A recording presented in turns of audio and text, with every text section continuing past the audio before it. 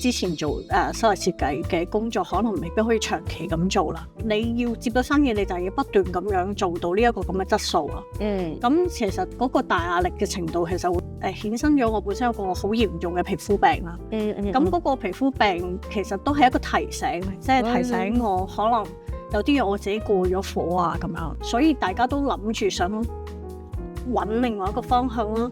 咁其實要做呢間蛋包飯店唔係我嘅主意嚟嘅，竟然係一個我哋好講一個9號嘅主意，好神奇呢件事。即係每一次要面對嘢嘅時候，我就話俾自己聽呢樣嘢唔會死人冧樓，所以就會令到自己唔會樣樣嘢都好緊張或者要諗到好遠咁咯。我認識咗自己同埋知道咗要點樣去面對自己人生，每一步都即係幸福都可以喺我嘅路上埋個結果度。呢個係我係經常都同人分享即係我覺得都好感動嘅，因為即係個結果行到邊度都唔知道，但係我行嘅呢一步就好幸福啦。歡迎嚟到新一集嘅 podcast， 今日咧我哋就請到一個小店嘅老闆啦 Destiny 嚟分享一下佢嘅創業經驗。歡迎你啊 Destiny。係。多謝你好多年啦，係啊，由細都算細嘅，由細到大，而家都唔係好大，睇住你大係咪啊？咁你而家係一間蛋包飯嘅小店，你個店名係叫咩話？Shine Express。嗱，我再講一次，我哋唔係直銷，不過咧都係好有特色嘅一個蛋包飯店。Essex 係啦。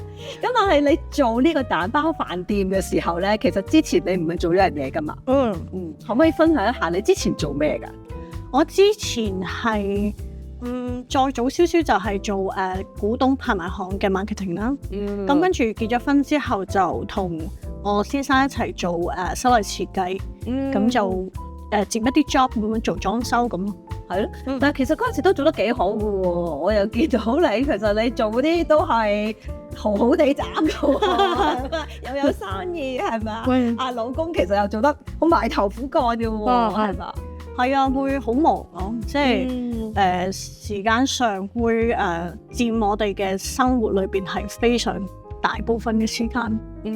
係啊，咁所以 that's why 會令到我哋覺得好大壓力啦，會覺得好攰啦，咁好攰啊。係咪因為你太過盡責咧？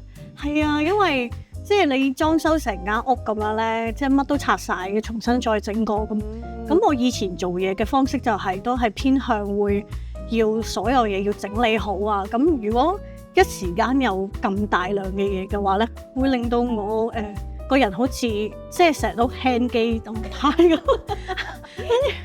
跟住我會即係如果一路處於一個唔可以將啲嘢整理好嘅話咧，我就會可能會好大壓力，或者即係一係就逼死自己要做好佢，一係就會冧住喺度咯。其實我諗咧，嗱，裝修工程其實係一個好大壓力嘅事啦。不過同你嘅性格可能都有關係。係咪？你做咗個9型人格嘅多元情景嘅測試啦，係嘛？咁你係一個6號嘛，係嘛？咁所以6號嘅人就係好盡責、好diligent嘛。咁所以呢樣嘢會唔會係令到你更加大焦慮同埋壓力咧？係因為可能我唔係好識揀啲重點出嚟做咯，即係可能。而家會識得分嗰啲重要性啊、先後次序啊。以前就唔係嘅，我係所有嘢都堆埋一齊，即係嗰日係可能嗰段時間要做嘅嘢，一日裏邊做唔晒嘅話，我就會覺得好唔舒服嗰個人，好焦慮咁樣咯。係咁，所以 that's why 如果我唔識得分嗰個先後次序嘅話，其實對我嚟講嗰個工作量係太大，因為嗰陣時係一次過可能做幾間屋，係拆晒所有嘢咁樣一齊裝修。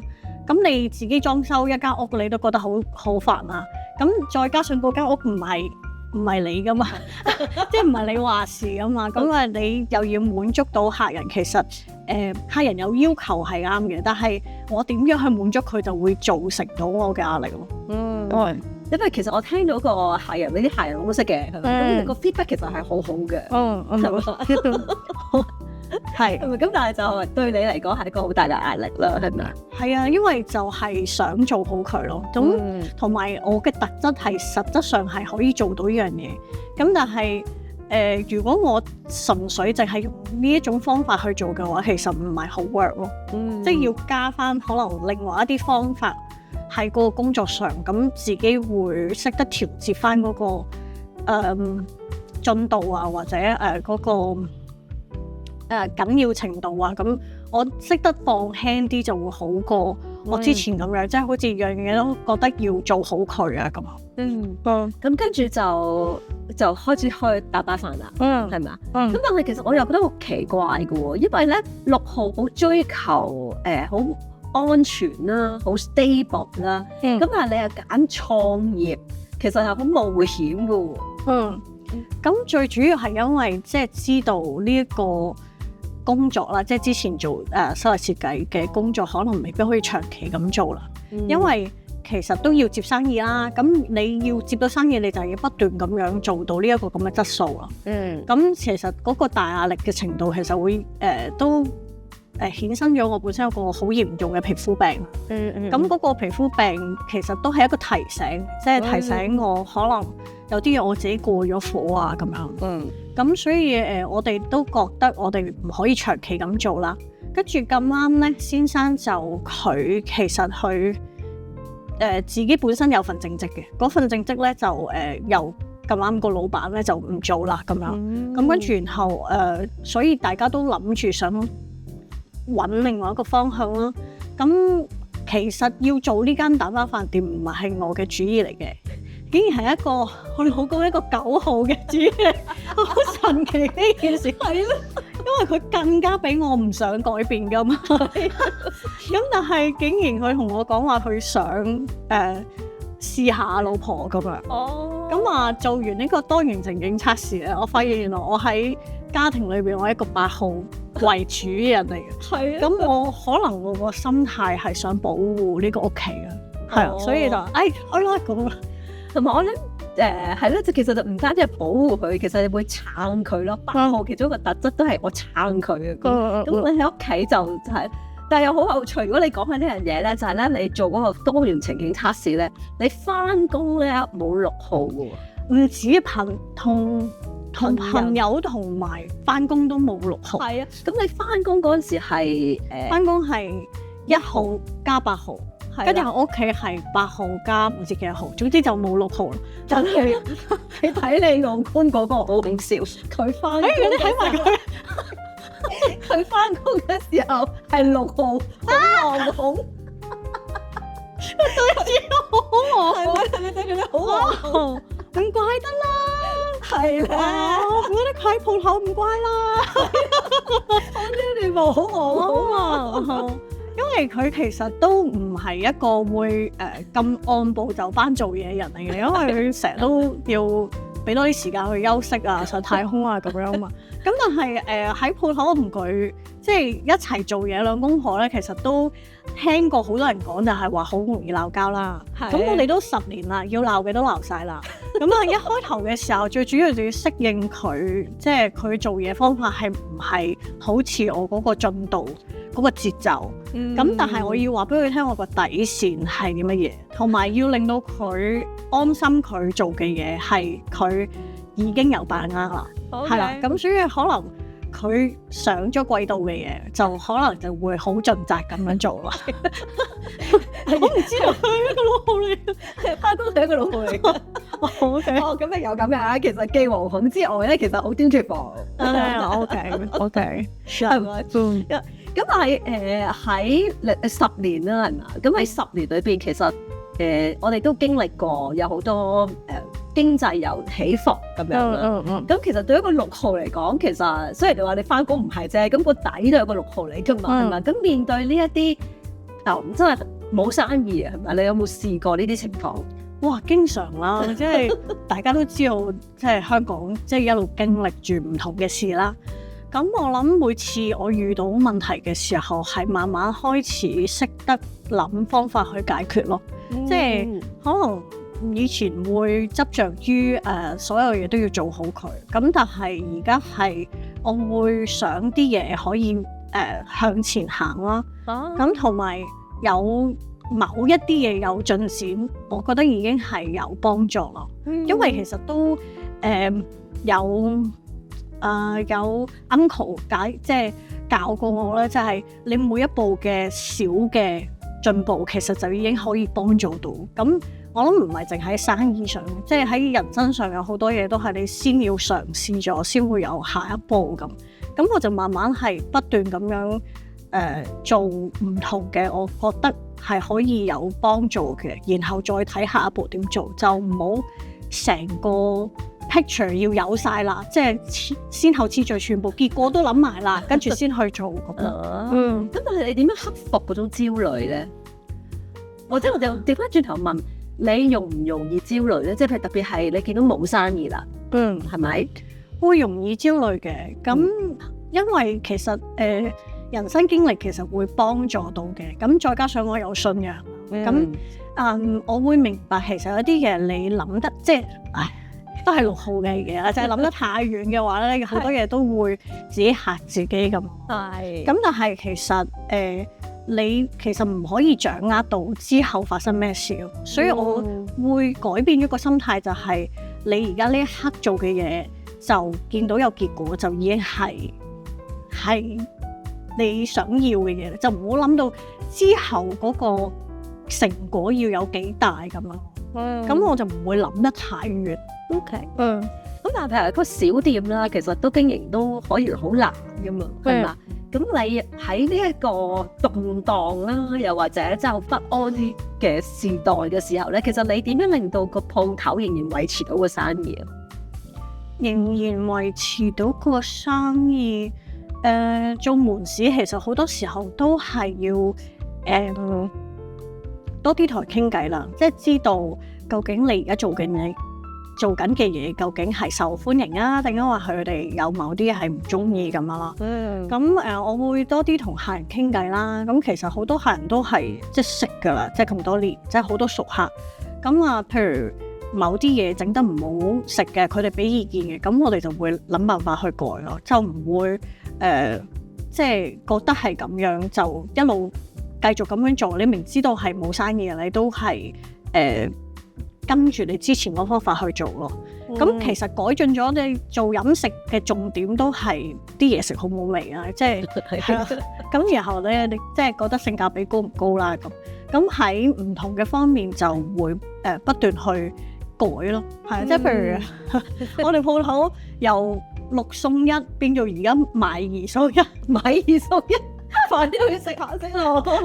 係啊，因為咧即係喺唔同嘅環境之下咧，其實你會出嚟食飯嘅人數亦都會慢慢開始減少啦。即係因為你即係你少咗人返工，跟住然後公司又俾人裁員，咁所以佢哋可以6送1嘅情況係難好多咯。咁所以就要慢慢調節住，一路即係因應住嗰個情況，而即係你見到可能兩個嘅嚟食飯多，咁所以如果你叫佢儲累積嘅話，其實佢未必會有咁嘅心嘅。但係你一下買2個即刻有得送嘅，我仲要下次攞第3個免費喎。佢就話：哇正喎咁樣。咁嗰2個人食飯，佢就即刻已經係唔係1個幫襯，係2個幫襯。跟住再加上佢，咦？而家咁樣講嘅喎，我爆咗我自己生意比較出嚟。跟住即係佢下次嚟攞，咁可能又會帶動住。佢下次再有朋友又一齊，即係同事啊嚟幫襯咁樣。係。喂，同埋我覺得咧，我認識你咁耐，其實我都睇住你真係進步啦。以前可能咧就係好執着啱同埋錯啦，而家係會多啲有啲 creativity 啊，係咪？即係我見到你有好多唔同嘅諗法啦，有試有唔同嘅嘢啊咁樣。你覺得嗱頭先你講其中人生經驗係其中一樣嘢啦。你覺得九型人格幫唔幫到你喺你自己個性格或者一個生命成長？九型人格直頭係拯救咗我人生，因為我唔係淨係認識咁簡單，我真係會真係會去研究下啦。即係當然一定唔係專家級數啊，但係我會研究下啦。OK。咁然後會明白到咗每個型號嘅嗰個特質，即係有啲乜嘢嘅優點啦咁。咁譬如喺工作上，其實我都會善用翻嗰啲優點啦。即係一方面就可能係員工嘅佢嘅優點啦，另一方面就係善用參考其他人嘅號數嘅優點發揮喺自己身上咯。係啊，即係好簡單，即係譬如如果我知道8號好唔中意啲嘢濕濕碎碎啊，跟住然後冇遠見嘅，咁我請咗個8號翻嚟嘅話，咁我就知道我同佢鬧交嘅點喺邊度發生啦。係啊，你好執着。係啊，咁然後我就會首先俾佢知道我明白佢嘅需要先，跟住然後再話俾佢聽究竟即係我個工作上係要點樣配合，咁都有我嘅需要，即係都有我嘅6號或者我嘅工作上好似係1號，即係我都會有啲嘢要整得好好咁。咁但係我會首先要俾佢即係buy 咗我先啦，因為8號都幾強。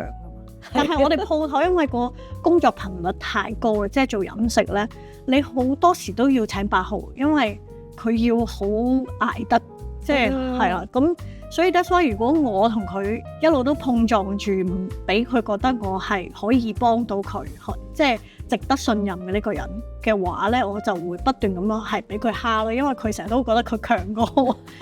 我咪成日都請到啲媽媽啊、阿姐翻嚟，因為我個樣又細個，好似好即係好後生咁樣。咁佢哋成日都好似一嚟到就係我嘅家長，我真係暈。可能試過有一次俾一個請咗翻嚟，佢係即係激到我喊咯。係啊，因為佢係每樣嘢都不斷咁樣係咁改我咯。即係我哋已經做咗咁多年，我哋已經撞過板好多次，但係佢就係唔 buy 咯。嗰陣時佢就覺得你做埋呢啲咁嘅嘢好無聊咁樣，跟住佢就會不斷咁俾建議咁樣，跟住我就堅持仍然都即係唔炒佢啦。咁因為我都知道其實需要一啲好堅毅嘅人係啦，咁所以我就即係繼續留佢啦。跟住佢係我咁多年請咗咁多個人之中最好嘅一個員工。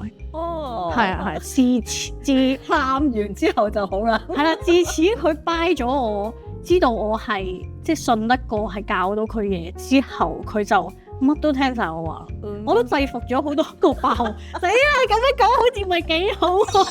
但係你請佢嗰時，你唔知佢8號間啫，大概都知嘅，係咪？係啊，即係見工嗰陣時，其實佢講嘅嘢會分析到佢大致上幾多號。哇，係真係好深入咁樣掌握到9型人格喎，好似做HR 咁啊。不過其實我哋做 HR 咧，我哋唔係淨係睇佢係咪咩型號嘅，都係睇下佢嗰個真係個經驗啦、能力啦咁樣。咁因為如果你淨係請咗嗰個人係啱型號，但係冇經驗冇能力嘅，其實都好賴嘢噶嘛，係咪？你點翻轉頭就係佢型號啱，咁但係冇其他嘢嘅話，咁其實都係難搞嘅。所以我哋睇咧，其實性格係其中一個部分啦，係啦。咁同埋有時候。我哋講就正如就多元嗰個多元情景嘅測試咁樣，其實佢喺唔同情景可能有唔同嘅表現嘅，咁所以你見工嗰時候可能係呢個樣，但係咧實質翻工嘅時候又係另外一個樣，又或者佢屋企有另外一個樣，咁我就會真係測試下佢啲能力啊經驗先。翻到嚟啦，就正如就其實你自己個性格又好，你能夠調整自己咯。係啊，你啱啱講完嗰啲嘢，我又學到噶啦。即係因為我其實我嘅即係工作上咧，其實我本身唔係學歷高啦，甚至乎係講好低啦。咁所以其實係即係不斷要學習，然後改良啦，咁然後令到自己係有呢個競爭力咯。即係我唔會不斷覺得自己做個圖係啱。你知唔知你嘅優點係咩？即係同一般嘅6號好唔一樣嘅。你淨係成日讚我錯就認，打就企定咯。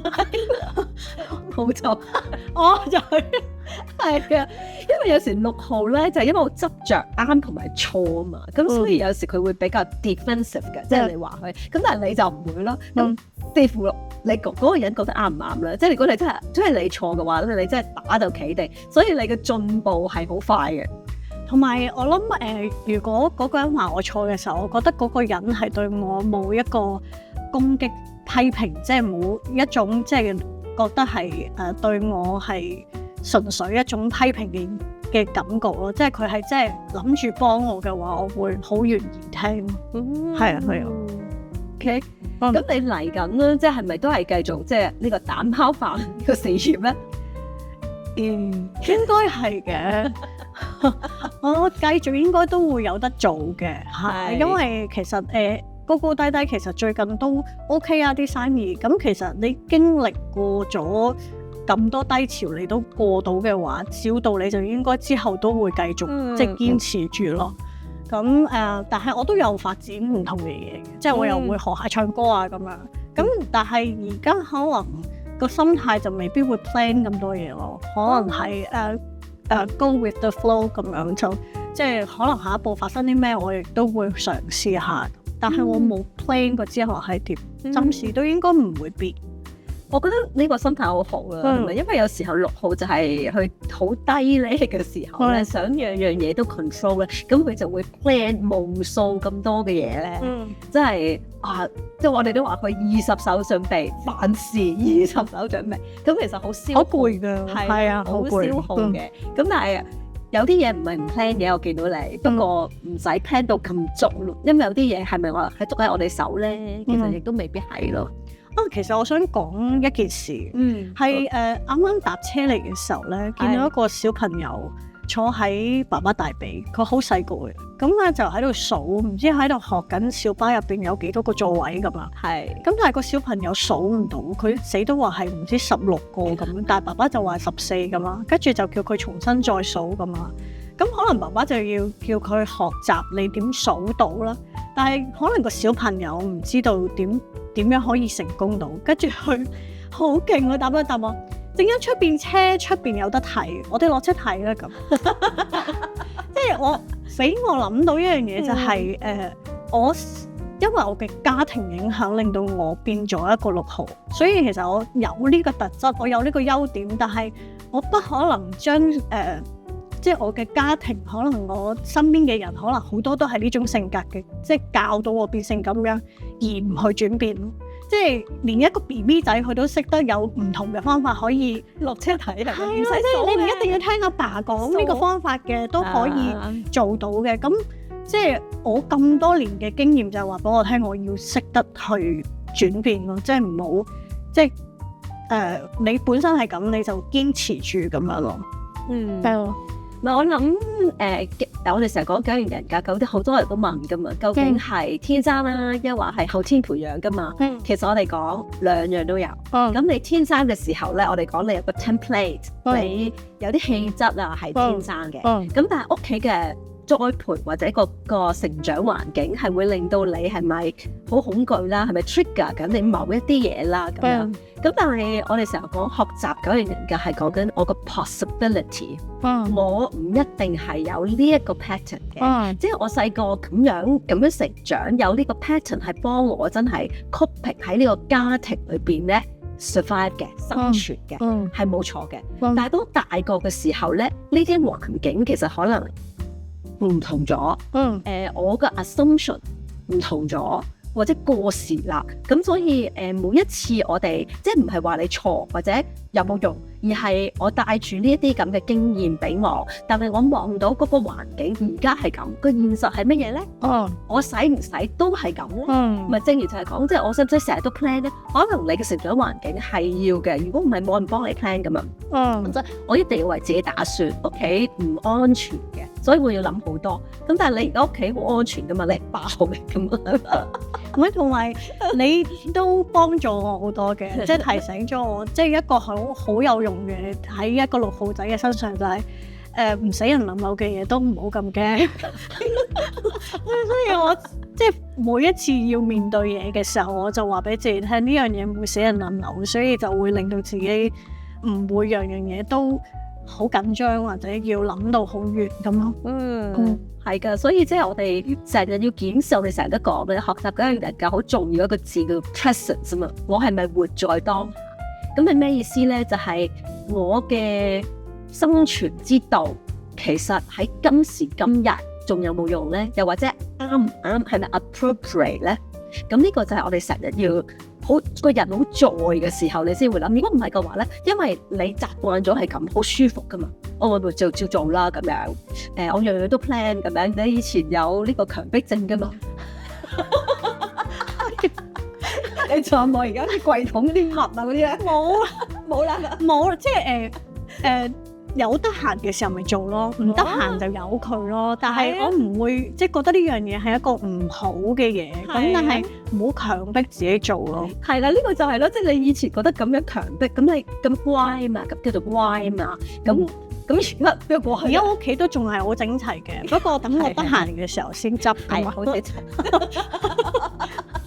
同埋我好感動就係你頭先講活在當下呢幾個字，因為我慢慢開始自己長大嘅時候，我覺得我自己越嚟越係咁樣，係啊，就係因為我認識咗自己，同埋知道咗要點樣去面對自己人生，咁所以每一步都即係幸福都可以喺我嘅路上，唔係個結果度。呢個係我係經常都同人分享。係啊，即係我覺得都好感動嘅，即係個幸福係喺個路上，唔係喺個結果度咯。因為即係個結果行到邊度都唔知道，但係我行緊呢一步就好幸福啦。係每一步都可以享受。嗱，如果有一個年青嘅6號喺你面前咧，我而家好怕見到6號，你知唔知佢哋有時都好怕我，即係點你唔係6號嚟嘅，人我同你唔同型號嘅咁樣。我唔係，我係一個6號，因為而家可能冇咁多，經常都即係要用到6號啦。咁所以我唔會成日表現呢一面，尤其是對住朋友啊咁樣。咁可能所以係咯，即係我覺得我而家見到6號嘅時候，我都會唉。即係我可能會俾佢嘅建議係咩啦？就係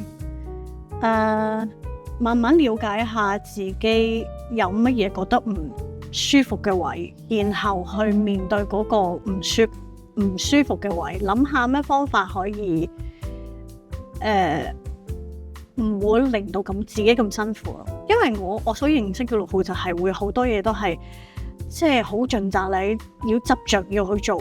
其實最主要就係唔明白到點解要執着。你明唔明啊？即係如果你明白咗自己個執着位嘅時候咧，放輕鬆咗，覺得嗰樣嘢係好重要嘅話咧，就會先肯繼續咁樣。因為你話俾佢聽應該點，其實佢應該唔會聽。因為我即係我遇過好多呢啲朋友啦，咁如果我同佢講完之後，我發現原來其實佢聽完之後有壓力嘅，即係因為係啦，即係你俾意見佢，其實佢會有壓力嘅。咁要俾啲時間佢去領悟自己嘅執着位係因為啲咩而嚟。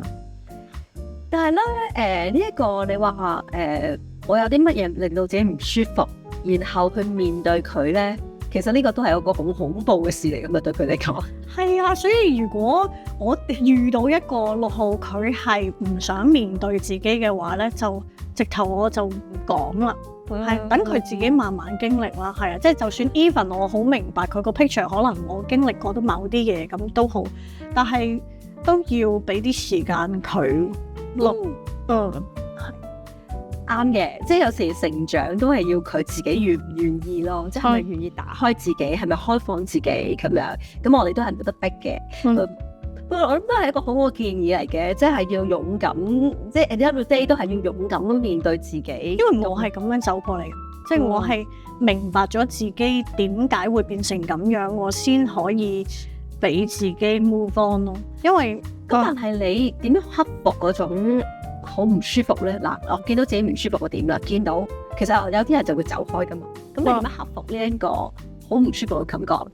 最主要就係唔想再重蹈覆轍，繼續咁樣喺嗰個位度咯。即係呢個掙扎係，即係可能到咗一個位，我已經頂唔順，咁所以我一定要面對咯。咁所以未必個個人都可能去到呢個位，咁但係係咯，我嘅建議就係先面對自己嘅問題，自己嘅盲點，究竟乜嘢喺度控制住自己嘅思想，開始。